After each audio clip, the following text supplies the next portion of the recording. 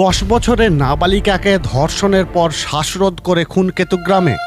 ঘটনাটি পূর্ব বর্ধমান জেলার কেতুগ্রাম থানার রাইখা গ্রামের। জন্মের কয়েক মাসের মধ্যেই মেয়েটির মাকে ছেড়ে চলে যায় বাবা। শিশুকন্যাকে নিয়ে রাইখা গ্রামে বাপের বাড়িতে আশ্রয় নেন মহিলা। এরপর পরিচারিকার কাজে লাগেন। বছরখানেক আগে নাবালিকাও তার মায়ের মতো পরিচারিকার কাজ শুরু করে। সুলতানপুর গ্রামে জালাল শেখ নামে এক ব্যক্তির বাড়িতে নাবালিকাকে কাজে লাগিয়ে দেওয়া হয়। জালাল শেখের রয়েছে স্ত্রী ও 2 ছেলে। বড় ছেলে জুয়েল বিবাহিত, ছোট ছেলে পিয়েল অবিবাহিত।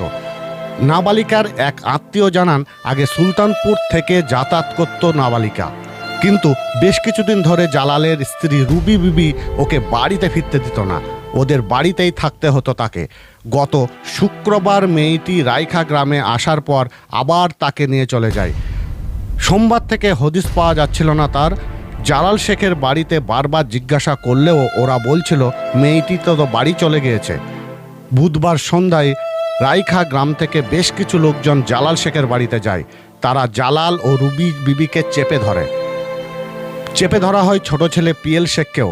এরপর পিয়েল স্বীকার করে মেয়েটিকে শ্বাসরোধ করে খুন করে চিলেকোঠার ঘরে দেহটি রাখা আছে।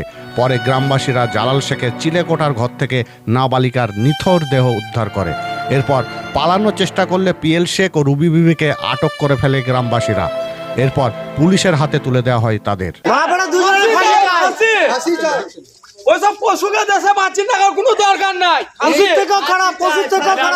আমার মেয়েটা এত ঘরে আসতে চাইতো না, জোর করে আসতো, পাঠাইছি চাইতো না, জোর করে আসতো, তারপর পালিয়ে গেলে আবার জোর করে নিচে দি কাল থেকে আমাকে ফোন করছে, দিয়ে আমাকে বলছে আমার বাড়ি গিয়েছে দুবার, বলছে আসে না মেয়েটা। আমি বললো না, আবার আমাকে বারে বারে ফোন করছে, আসে না, বললো না।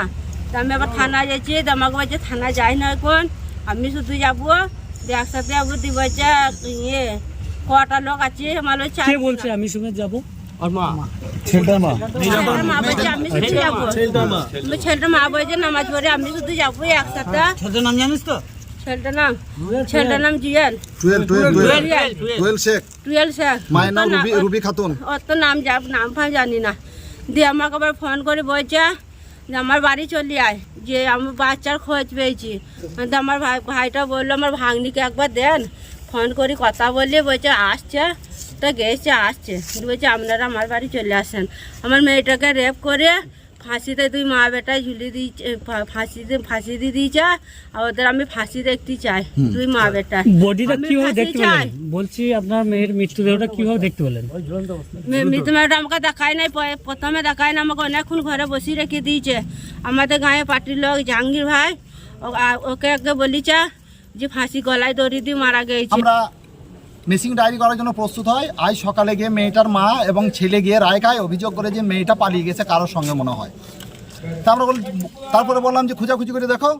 আজ দুপুরে আবার মেয়েটার মা যায় আমাদের গ্রামে, কিন্তু পরবর্তী টাইমে বইকালে আমরা জানলাম এবং মেয়েটা সুলতানপুর ওর বাড়িতে 3 তলার ওপরে মেয়েটাকে রেপ করে ওর ছেলে এবং মায়ের সহযোগিতায় মেয়েটাকে ওরা গলায় ফাঁস দিয়ে মেরে ফেলেছে। মেয়েটার বয়স হচ্ছে 10 বছর।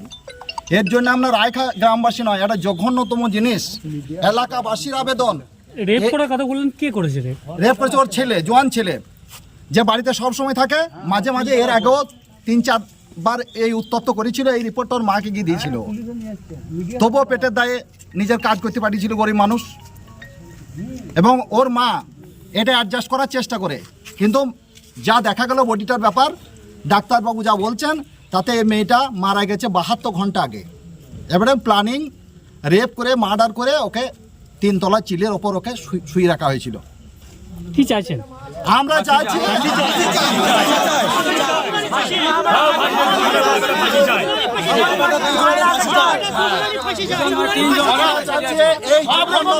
এই জঘন্যতম কাজের